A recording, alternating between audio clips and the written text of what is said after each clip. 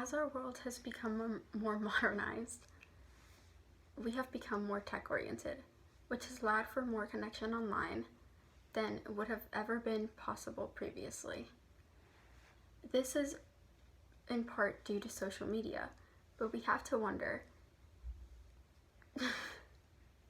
how this may be affecting generations who are growing up surrounded by social media and all this technology.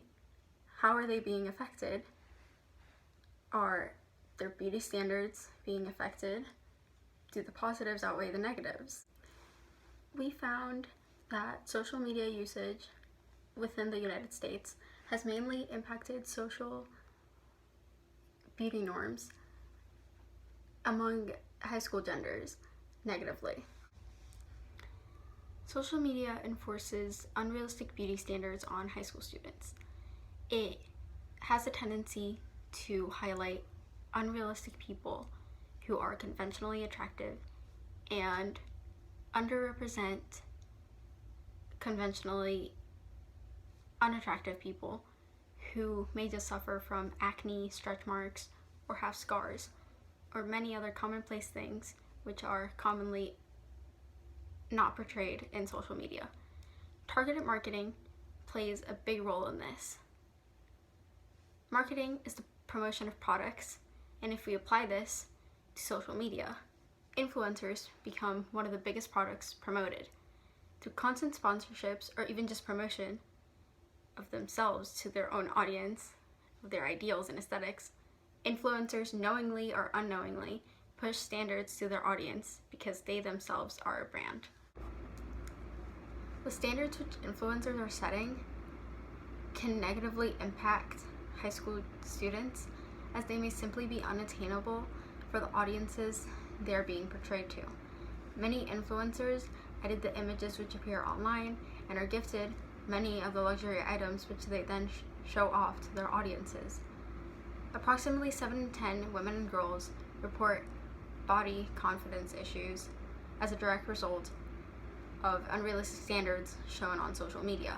Dissatisfaction is completely understandable when you seem nowhere near these perfect people seen online, but reality is they aren't either.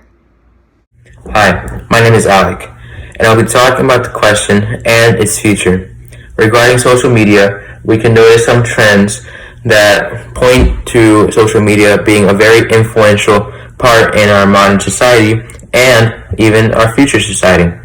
We can notice this with the first being a very big competition for who has the bigger and more advanced algorithm.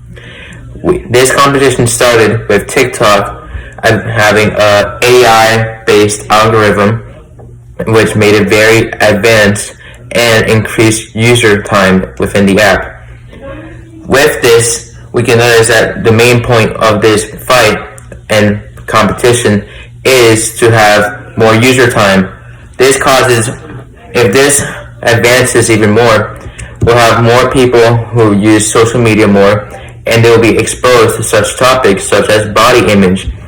The problem is with social media, it is an untrustworthy source, and a lot of ideas regarding body image can be brought into a person that does not know everything about it.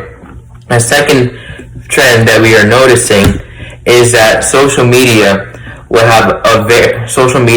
probably have like an influx of younger kids because they are known as digital natives. Digital natives being that they grow up with modern technology influencing their lives at an early age, and this technology also includes social media. With this, we can notice that there's probably going to be a trend in the future where kids are going to sign up to social media platforms without their parents' consent. With this, if kids sign up without their parents' consent, they will be exposed to body image again, because body image is one of the bigger topics in social media, and social media also has a lot of body-related content. And with this content, as I explained before, there will be a lot of Today, I would like to focus on the negative effects that social media has on our society and the beauty norms that it conveys and the ideal body type that is given to us. I'm going to focus particularly on women in this situation. Firstly, when you see an advertisement or even just a post, maybe it could be an influencer, someone of more importance, or maybe it could just be a friend, and their post is just the best thing that you've ever seen. This can lead people to get really self-conscious about themselves. It can lead people to having issues and definitely thinking maybe that they're not as good as this person or that they could do better. This creates something in our minds of the ideal body type, and sometimes women can get self-conscious because if they don't believe that they fit that ideal body type, it can definitely lead to mental health issues and can get far worse than just, sadness or just like being petty. Another issue I would like to discuss that social media has on our society is the creation of competition. Whenever a person views another user's posts, maybe they might feel like they have done better or they have done worse than this person. This could lead to hateful comments and other issues that happen. For example, if I see someone on my social media feed and I can see that they clearly edited their pictures, or if they didn't, people like to make assumptions, and this leads to conflict between peers, which is not good for social health as a whole. And that's why social media has a huge role on our lives daily, and why the beauty norms that have been birthed with popular apps like Instagram and Facebook have definitely played a toll on teenagers' mental health and other issues in our society. Thank you, Brandon. Now that you've heard all the ways that social media has a negative impact on high school students, you're probably wondering or thinking that it generally does have a negative outcome. But you haven't heard my side yet. For the LGBT community, it's about feeling wanted and accepted, which is something that they aren't granted due to the lack of humanity in this world. Now, here comes social media to the rescue. Now imagine this: if you're gay or lesbian and no one in your school wants to be friends with you, and not even your own parents accept you, you go to social media to find friends and to find someone that relates to you. Throughout social media, there are people who help you, influence you, or just guide you throughout anything you need, which is something that the LGBT community needs since they aren't granted that in real life. For most of them, they aren't accepted by their parents, community, friends. Now imagine the whole political system not wanting you either. There's discrimination towards queers, and there always has been throughout history.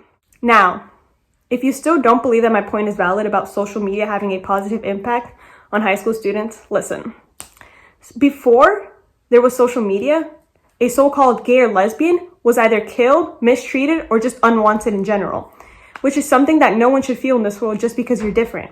So because of social media, they could escape to that, but they didn't have that. So we are very lucky that in our century, we have social media and can communicate with other people that feel the same way. And let's appreciate that social media has been granted to us and that we can use it to our benefit instead. Because again, there's people who need to be told that it's going to be okay. Even if it's not someone in the outside world, it's going to be someone online, definitely.